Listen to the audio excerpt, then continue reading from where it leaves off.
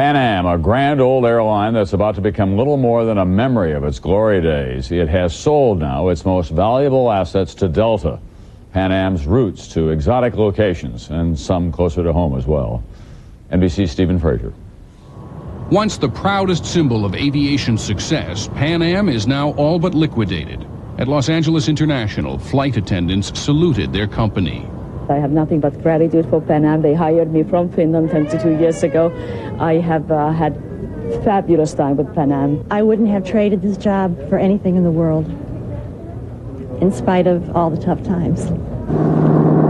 We interrupt this program to bring you the latest report on the China Clipper. Before the tough times, there were glory years, decades of pioneering innovations and commercial dominance. The first scheduled international flight, Key West to Havana, 1927. The first meals aloft, first radio communications with pilots, first to navigate by radio direction finder.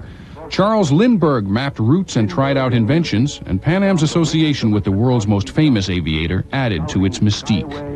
The China Clipper flying boat launched regular service across the Pacific in 1935, hopping from island to refuel. 4 years later, the Dixie Clipper inaugurated service across the Atlantic. Pan Am was the first to switch to jets, the carrier of the rich and famous. It also was first with economy class fares. Pan Am's troubles started shortly after the airline industry was deregulated in 1978, permitting companies that never financed such innovations to chip away at its preeminence. Only 3 years later, Pan Am was losing $19 million and had to sell its headquarters building in New York.